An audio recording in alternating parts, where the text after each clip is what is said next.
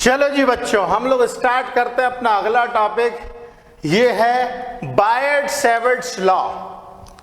ये एक बहुत इंपॉर्टेंट लॉ है magnetic effects of electric current में, जो कि एकदम फंडामेंटल लॉ है।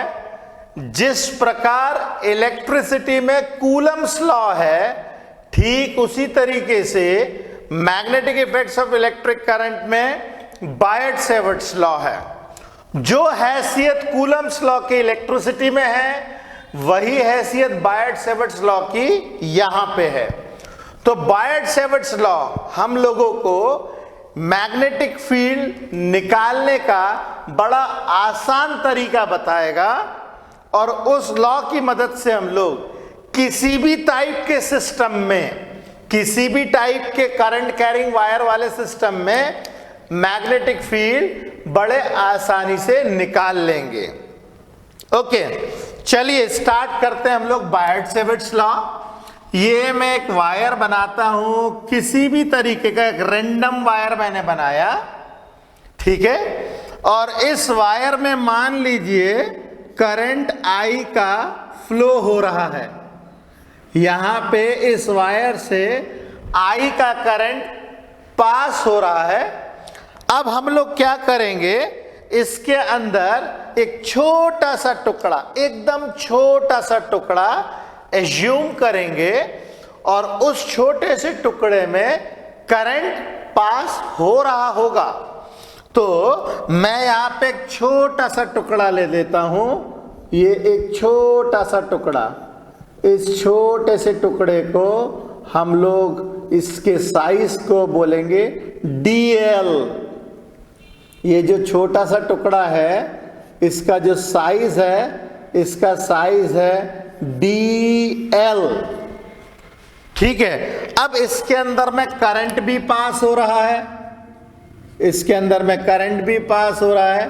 तो इस छोटे से टुकड़ा जिसमें करंट जा रहा है, इसका हम लोग एक वेक्टर फॉर्म बनाएंगे, that is called as current element. Current element नाम दिया जाएगा। ये टर्म आपके लिए एकदम नया है, मगर जल्दी से जल्दी इसमें कंफर्टेबल हो जाएंगे। करंट एलिमेंट, करंट एलिमेंट, ये करंट एलिमेंट होता है करंट कैरिंग छोटा सा element. It's a current carrying छोटा सा एलिमेंट। इसको हम लोग बोलते हैं आइडियल।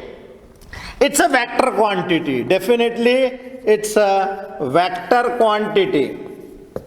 ये एक वेक्टर क्वांटिटी है। ओके, अब इस छोटे से करंट कैरिंग एलिमेंट से, करंट कैरिंग कंडक्टर से, इस छोटे से कंडक्टर से यदि आपको किसी पर्टिकुलर लोकेशन के ऊपर मैग्नेटिक फील्ड निकालनी हो, मान लीजिए इस छोटे से एलिमेंट के कारण आपको मैग्नेटिक फील्ड निकालनी है से किसी पर्टिकुलर पॉइंट P के ऊपर। इस पर्टिकुलर पॉइंट P के ऊपर आपको यदि मैग्नेटिक फील्ड निकालनी है, तो आपको यह बताना पड़ेगा कि भैया पॉइंट P है कहां पे। तो इस पॉइंट P की जो पोजीशन वेक्टर है, उसको मैं डिनोट कर रहा हूं R वेक्टर से। R वेक्टर से मैंने वो पोजीशन बताई जिस पॉइंट P के ऊपर मुझे मैग्नेटिक फील्ड निकालनी है। तो यहां पे R जो है, ये R is the position vector, position vector of point P where magnetic field is to be determined। जहां पे हम लोगों को मैग्नेटिक फील्ड निकालनी है, वो पोजीशन है पॉइंट P, और उसका पोजीशन वेक्टर है R। अच्छा, डायरेक्शन तो हम बड़े आराम से निकाल लेंगे। डायरेक्शन निकालने के लिए कुछ नहीं है, मैं इस तार को पकड़ूंगा अपने राइट हैंड से, तार को जब पकड़ूंगा तो उस तार के चारों तरफ मैग्नेटिक फील्ड देखो, ये देखो कर्ल ऑफ फिंगर्स कुछ ऐसी बनेगी, इसके चारों तरफ मैग्नेटिक फील्ड कुछ ऐसी बनेगी, इस तार के चारों तरफ जो मैग्नेटिक फील्ड बन रही है कुछ ऐसी, मतलब कुछ इस तरीके से। करंट वायर ये है, मैग्नेटिक फील्ड ऐसी, ये देखिए राइट हैंड साइड में अंदर जा रही है, लेफ्ट हैंड साइड से बाहर आ रही है, राइट हैंड साइड में अंदर जा रही है, लेफ्ट हैंड साइड से बाहर आ रही है, ये अंदर ये बाहर, ये अंदर ये बाहर, कुछ इस तरीके से मैग्नेटिक फील्ड बन रही है। तो ये तो पक्की बात है कि यहां पे मैग्नेटिक फील्ड है cross.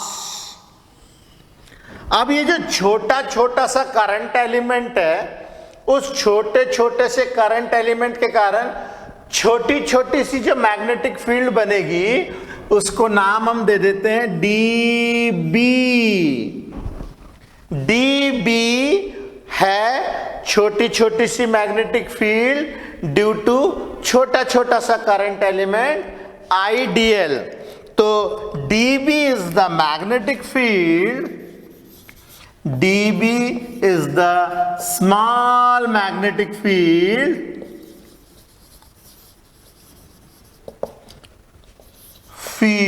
due to a small element, current element, a small current element IDL। IDL के कारण छोटी छोटी सी जो मैग्नेटिक फील्ड बन रही है, that is DB। Got the point. चलिए, ये तो हो गई ये सारी जानकारी, मगर हम ऐसा कर क्यों रहे हैं, ये भी एक बहुत बड़ा सवाल होता है। तो देखिए, वायर कोई सीधा साधा तो है नहीं, ये वायर है थोड़ा आड़ा टेढ़ा। तो मैं क्या करूंगा, इस छोटी सी मैग्नेटिक फील्ड निकालूंगा इस छोटे से एलिमेंट के कारण, और फिर पूरे वायर के लिए उसको इंटीग्रेट कर देंगे। Depending upon the given condition हम आराम से उसको इंटीग्रेट कर सकते हैं।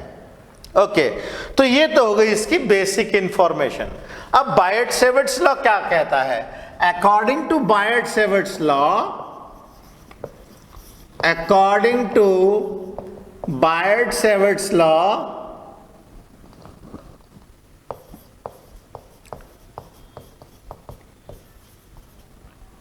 according to Biot-Savart's law, this small magnetic field dB is directly proportional to current element IDL।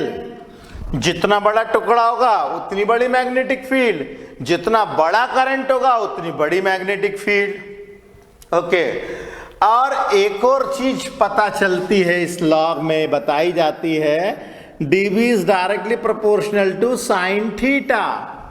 ऐसा इसीलिए क्योंकि इनको ये पता चलता है कि जैसे जैसे हम लोग इस पॉइंट P को इससे बिल्कुल परपेंडिकुलर लेकर के आएंगे, जब इससे एकदम परपेंडिकुलर होगा तो मैग्नेटिक फील्ड मैक्सिमम होती है, जैसे जैसे हम दूर जाते हैं मैग्नेटिक फील्ड वीक होती जाती है।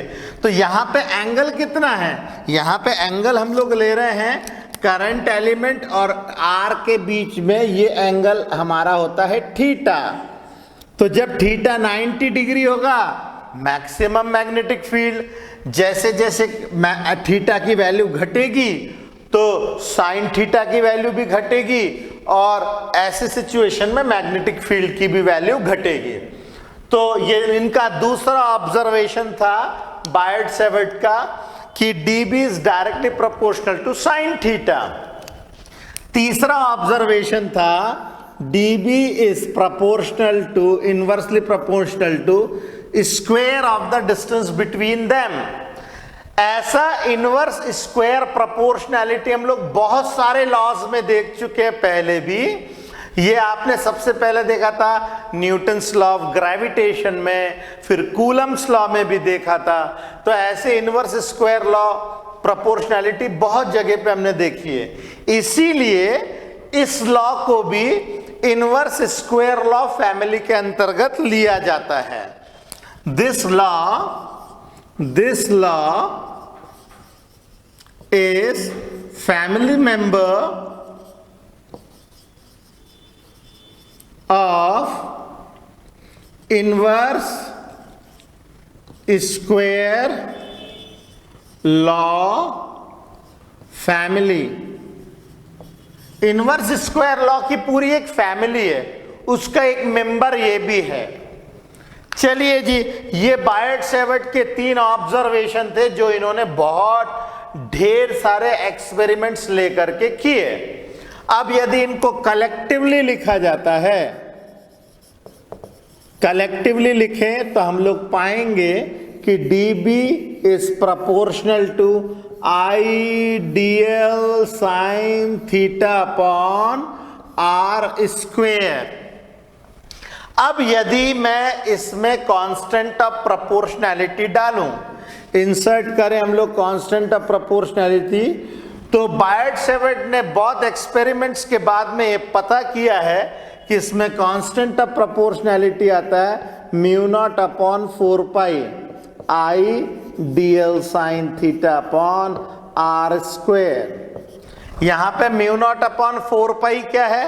Where mu naught upon 4 pi, where mu naught upon 4 pi is constant of proportionality, constant of proportionality. और ये कांस्टेंट ऑफ प्रोपोर्शनैलिटी की जो वैल्यू होती है म्यू नॉट अपॉन 4 पाई की वैल्यू, ये होती है 10 टू द पावर -7। ओके, अब जरा देखें हम लोग 10 टू द पावर -7, इसकी यूनिट भी बतानी पड़ेगी। तो मैं यूनिट यहां पे निकालता हूं, यूनिट यहां पे निकालता हूं किसकी? म्यू नॉट अपॉन 4 पाई की वैल्यू। अब हम देखिए dB मतलब मैग्नेटिक फील्ड, इसकी यूनिट होती है टेस्ला, I मतलब करंट एम्पियर, dl मतलब लेंथ मीटर, साइन थीटा तो ट्रिग्नोमेट्रिक रेशियो है, लेंथ अपॉन लेंथ, इसकी कोई यूनिट नहीं होती है, आर स्क्वायर मतलब मीटर स्क्वायर, तो यहाँ पे मीटर से कटा मीटर, और हमें मिलेगी म्यू नॉट अपॉन 4 पाई की unit Tesla metre per ampere, Tesla metre per ampere, ये इसकी यूनिट आती है। ओके, अब यहाँ पे म्यू नॉट जो होता है ये एक मैग्नेटिक कांस्टेंट है जिसे हम लोग कहते हैं permeability of free space. Mu naught जो होता है इसे कहते हैं permeability of free space. Free space मतलब वैक्यूम। म्यू नॉट होता है परमिएबिलिटी ऑफ फ्री स्पेस, मतलब ये पूरा एक्सपेरिमेंट हम लोगों ने वैक्यूम में किया है। यदि कोई दूसरा मीडियम होगा तो हम लोग लिखेंगे म्यू। ओके, तो इसकी वैल्यू कितनी होगी? 4 pi into 10 to the power -7 tesla metre per ampere. Okay, अच्छा, ये तो हो गई म्यू नॉट। अगर ये वैक्यूम के अलावा कोई दूसरा मीडियम होगा, ठीक है, तो हम लोग लिखेंगे कैसे? फॉर अदर मीडियम्स हम लिखेंगे म्यू, फॉर अदर मीडियम्स। जब भी किसी वेरिएबल के नीचे नॉट लिखा रहता है वो वैक्यूम के लिए इंडिकेट करता है। अगर केवल म्यू लिखेंगे तो उसे कहेंगे मीडियम की परमिएबिलिटी, इसे कहेंगे परमिएबिलिटी ऑफ मीडियम। तो ये तो हो गया भैया बायट-सैवर्ट का लॉ। बायट-सैवर्ट का जो स्केलर वाला लॉ है वो यही रिप्रेजेंट करता है, ये हमारा स्केलर लॉ है। This is scalar law. यदि आपको डायरेक्शन के साथ में चाहिए तो इसके अंदर में थोड़ा सा हमें जादू दिखाना पड़ेगा, और वो जादू कैसा है जरा देखें हम लोग। dB is equal to mu naught upon 4 pi I dl r sine theta upon r cube. मैंने देखिए क्या किया है, ऊपर नीचे r का मल्टीप्लाई कर दिया, यहां भी r मल्टीप्लाई कर दिया, यहां भी r मल्टीप्लाई कर दिया, तो ये हो गया r क्यूब, यहां पे आ गया r।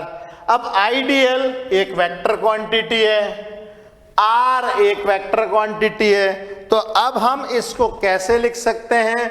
dB इज वेक्टर के साथ में this will be equal to mu naught upon 4 pi I dl cross r divided by magnitude of r का क्यूब। और ये हो गया इसका वेक्टर लॉ। इस तरीके से हम लोग जो है वेक्टर लॉ भी इंडिकेट कर सकते हैं। ये तो हो गई इसकी बेसिक जानकारी। ओके, अब हमने यहां पे निकाली छोटी छोटी सी मैग्नेटिक फील्ड, छोटे छोटे से करंट कैरिंग एलिमेंट के कारण। अगर आपको पूरी मैग्नेटिक फील्ड चाहिए तो क्या करोगे, तो एंटायर मैग्नेटिक फील्ड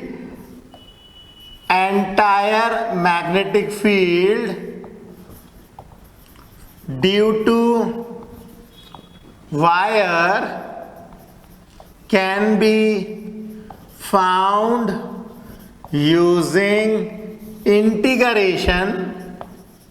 इंटीग्रेशन के मेथड से हम निकाल सकते हैं इसको अंडर गिवन कंस्ट्रेंट्स।